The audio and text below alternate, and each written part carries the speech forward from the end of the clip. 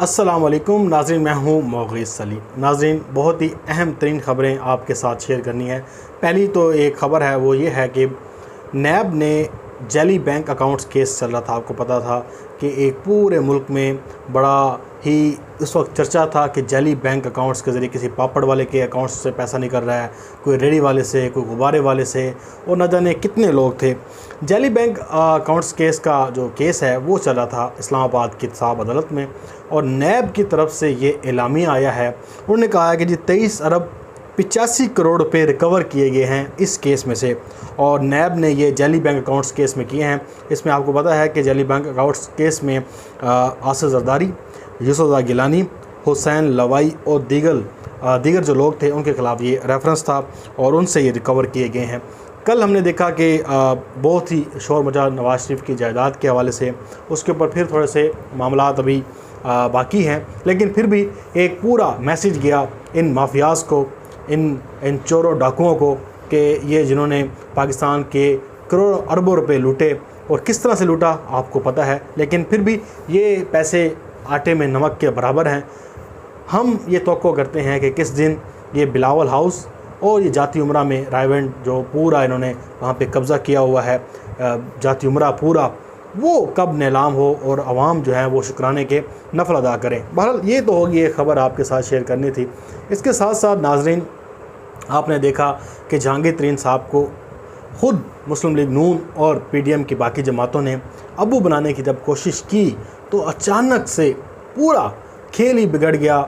जो जहांगीर तरीन साहब बसात बिछाए बैठे थे और तकिए किए बैठे थे कि उनके साथ जो लोग हैं वो उनके साथ चलेंगे और इमरान खान साहब की हुकूमत को इतना प्रेशर में लाएंगे कि ये सारे जो तज्ज़िये हैं, तज्ज़ियाकार हैं, ये सब ये दाद देंगे जहांगीर तरीन को कि जहांगीर तरीन साहब आपने तो क्या सियासी चाल चली है कि इमरान खान ही लेट गया आपके आगे। लेकिन हमने देखा इमरान खान साहब ने उसी दिन, जिस दिन इस ग्रुप का ऐलान हुआ, इमरान खान साहब ने आके कहा कि मैं जो इस सियासी सूरत हाल में बात करूँ, 0 और आप उसे ज़रब कर दें 0 के साथ या तकसीम कर दें, अब जवाब आपको पता है कि 0 ही आएगा। लेकिन उन्होंने ये कहा कि मैं इन माफियाज़ को कानून के नीचे लेकर आऊँगा, ये मुझे ब्लैकमेल नहीं कर सकते। और साफ उन्होंने कहा।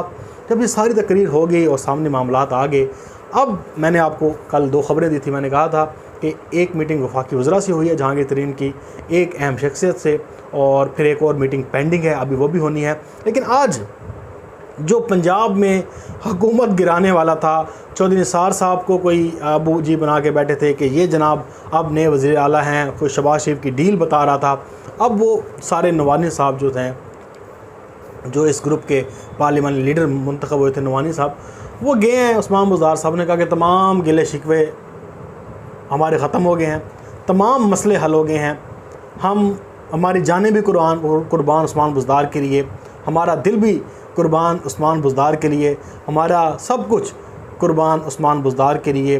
कोई ग्रुपिंग नहीं है, उस्मान बुज़दार साहब नहीं जा रहे, इमरान साहब नहीं जा रहे, बजट के मामले पे हम नहीं अपोजिशन बेंचों में बैठ रहे, बजट के मामले पे हम कोई नई सफ़ों में जाके नहीं बैठेंगे। उस्मान बुज़दार हमारा लीडर है, इसको हमने मुंतखब किया था और यही हमें 5 साल तक काबिल कबूल है। अब ये फक्की, ये सारा मामला हुआ कैसे, ये असल चीज़ है कि अचानक ऐसे उबाल आया और फिर वो झट से झाग जो है वो बैठ गई। ये क्या हुआ कि भाईजान सारा मामला ही उल्ट हो गया।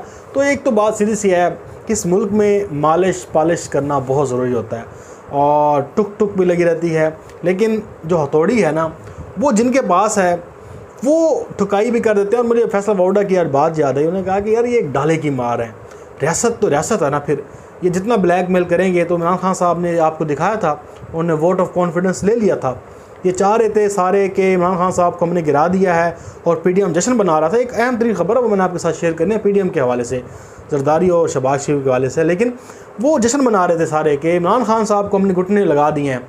वो खान साहब ने एक फ़ैसला किया वोट ऑफ कॉन्फिडेंस का, पूरे पाकिस्तान में धरतरी मच गई कि यार असम्बलियाँ तो नहीं टूट जाएंगी, प्राइम मिनिस्टर तो घर नहीं चला जाएगा। लेकिन इमरान खान साहब पूरी ताकत के साथ आए, क्योंकि उनके पास गैरत थी। उन्होंने कहा कि मैं इस तरह की हुकूमत नहीं कर सकता कि लोग मुझे ताने मारें कि आप अक्सरियत खो बैठे हैं। तो ये इमरान खान साहब का एक पूरा नरेटिव रहा है। उन्होंने कहा कि या तो मैं धड़ल्ले के साथ हुकूमत करूँगा, नहीं तो ये फिर मैं चैं चैं चूँ चूँ नहीं करूँगा। आर या पार ये इमरान खान करता है, ये मरीम नवाज़ वाला आर या पार नहीं है कि जो आर पार उधर जाती उमरा में हो गया, इधर तो कुछ भी नहीं हुआ। इमरान खान साहब की हुकूमत जो है वो खड़ी हुई है, लेकिन उधर शहबाज शरीफ साहब और फिर लड़ाइयाँ उनके आपस में, ये सब आर पार होता रहा। अब नाज़रीन ये सारा सिनेरियो हुआ, अचानक इन सब के जो है वो सॉफ्टवेयर अपडेट हो गए और इन्होंने इमरान खान साहब के ऊपर मुकम्मल हमायत का उनको यकीनदहानी कराई। उसका बाकायदा ऐलान हुआ, मीटिंग की शहबाज शरीफ के साथ, उस्मान बुज़दार के साथ, और इस तरह से 1-2 मीटिंग्स और हैं जहांगीर तरीन साहब के साथ। लेकिन इमरान खान साहब ये तय कर चुके हैं कि एहतसाब तो होगा। जहांगीर तरीन साहब ने जितना प्रेशर डालना था वो डाल लिया, लेकिन मैं अभी बता भी रहा था कि जहांगीर तरीन साहब ने ऐसे कुएँ में छलांग लगा दी कि उनका बाहर निकलना मुश्किल हो गया। अभी उन्हें बहुत मुश्किल से कुएँ से छलांग लगाई है और जब उन्हें निकाला है तो उनकी टांगें फ्रैक्चर हैं और वो बैंडेज अब जारी है। तो लगता यही है कि जो जहांगीर तरीन साहब हैं उन्होंने सोचा कि बहुत बड़ी छलांग है और मैं ये लगाता हूँ आगे इमरान खान साहब जो हैं वो डामाडोल हो जाएंगे और उनका सारा पत्ता जो है साफ़ हो जाएगा और उन्हें बड़ी शाबाशी मिलेगी और सब लोग कहेंगे कि खान साहब ने आपके साथ ज़्यादती किया। लेकिन जब PTI का रद्द-ए-अमल देखा, सोशल मीडिया पर इमरान खान साहब का रद्द-ए-अमल देखा और उस घर की तरफ भी देखा जहाँ से आशीर्वाद इनको मिलना चाहिए थी, लेकिन वहाँ से जब इनको टका सा जवाब मिला तो जहांगीर तरीन साहब को अपनी औकात समझ आ गई। उन्होंने कहा कि भाई मैंने ये जो कदम उठाया है ये बहुत ज़्यादा हो गया है और इससे मुझे बहुत ज़्यादा नुकसान होगा, इसलिए अपने दोस्तों और अपनी इज़्ज़त बचाई जाए और खान साहब पे एतमाद का इजहार दोबारा से किया जाए। अब PDM आपको पता है कि वो फ्लॉप हो चुका है। उस मुर्दे घोड़े में जान डालने की कोशिश अब कौन कर रहे हैं? शहबाज शरीफ। 24 मई को इन्होंने बुलाया है जरदारी को और बिलावल भुट्टो को और इस्लामाबाद में ये मीटिंग होनी है। फजल रहमान को भी दावत दी गई है और दीगर PDM के जो जमातें हैं उसे ये मुतहरक करने की कोशिश क्या है, वजह क्या है? आपको पता है कि इमरान खान साहब ने शहबाज शरीफ को यहाँ पे रोक लिया है।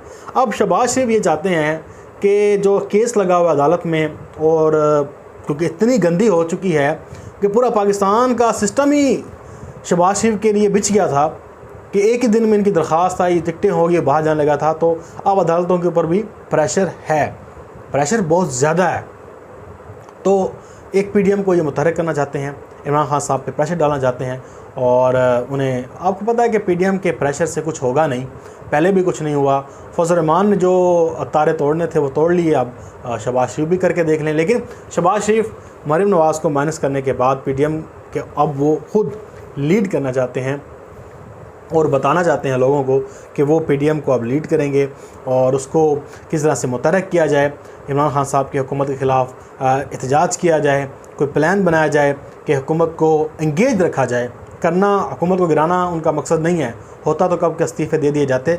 अब मकसद यही है कि PDM को साथ मिला के, लेकिन अभी तक जरदारी और बिलावल की तरफ से हाँ का जवाब का इंतज़ार है। देखें कि 24 मई को क्या होता है, क्योंकि ये बड़ा ही सरप्राइज़ होगा कि शहबाज शरीफ के साथ जरदारी और बिलावल बैठते हैं इतनी आपस में मार कुटाई और लड़ाई के बाद, क्योंकि मरीम तो आउट हो चुकी है सारे सिनेरियो से। अब शहबाज शरीफ ये कमांड संभाल रहे हैं, इसके ऊपर भी देखते हैं कि क्या मामला 24 मई को होता है। 24 मई की शाम को सारा मामला खुल के आ जाएगा। अब एक और शाह महमूद कुरैशी साहब के हवाले से बात, मेरा उन्हें प्यारा सा सलाम, और पूरी कौम सैल्यूट मार रही है शाह महमूद कुरैशी को, जो वो यहाँ से तुर्की गए, वहाँ से उन्होंने फ़लस्तीन के सफ़ीर को लिया, तुर्की के सफ़ीर के साथ वो गए अक़वाम मुत्तहिदा में, धुआंधार वहाँ पर तकरीर की, बहुत ही ज़बरदस्त और गज़बनाक तकरीर की। इसके बाद उन्होंने वहाँ पे 2 से 3 लोगों को इंटरव्यूज़ दिए, एक अल जज़ीरा को भी दिया था और अल जज़ीरा जो उनकी वेब रिपोर्टिंग के लिए उन्हें दिया था, 1-2 और वहाँ के मकामी मीडिया के जो हैं वो ऑर्गेनाइजेशन थी उनको दिया। लेकिन CNN का, जिसमें उन्होंने उनका आज क्लिप वायरल है, जिसमें उन्होंने कहा कि भाई इजरायली लॉबी ने मीडिया को कंट्रोल किया हुआ है, और ये सच है। ये इंटरनेशनल मीडिया भी मानता है, अमेरिकन मीडिया भी मानता है कि अमेरिका में जो ज्यूश लॉबी है वो मीडिया को कंट्रोल करती है, ये बात सच है। जब ये बात की शाह महमूद कुरैशी ने, एंकर ने कहा कि जी आप ज्यूश के ख़िलाफ़ हैं, आप यहूदियों के ख़िलाफ़ हैं, यानी कि इसका मतलब यह है कि आप किसी के ख़ास मकतब फ़िक्र के ख़िलाफ़ हैं और उनके ख़िलाफ़ आबाद कर रहे हैं, हालांकि इससे लेन देन ही कोई नहीं था। मैं आपको उर्दू में बात समझा रहा हूँ, उनका सारा इंटरव्यू इंग्लिश में था, लेकिन इसके ऊपर उस एंकर को और जिसने ये वीडियो क्लिप लगाया कि ओ माय गॉड इन्होंने तो ज्यूश के ख़िलाफ़ दे दिया बयान। हालांकि आपको पता है कि जो इंटरनेशनल सतह पर आप किसी के मज़हब को डायरेक्टली क्रिटिसाइज़ नहीं कर सकते, और ख़ासतौर पर किसी मुल्क के आप फॉरेन मिनिस्टर हैं। बहरहाल उस एंकर की ट्विटर पर, सोशल मीडिया पर माँ बहन एक कर दी गई, इंग्लिश में भी उर्दू में भी, और बताया गया कि ये सच है, ये इंटरनेशनल लॉबी कंट्रोल करती है ज्यूज़ की।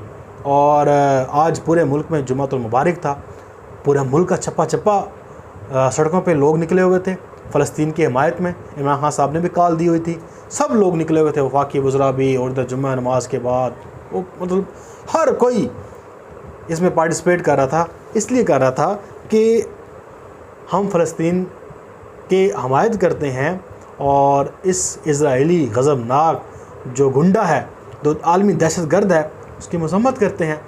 पाकिस्तानी अवाम मोहब्बत करती है, लेकिन शाहबाज कुरैशी साहब ने इंटरनेशनल सतह पर हक़ अदा किया है। उनको सलाम, सलूट। अपना बहुत सारा ख्याल रखिएगा।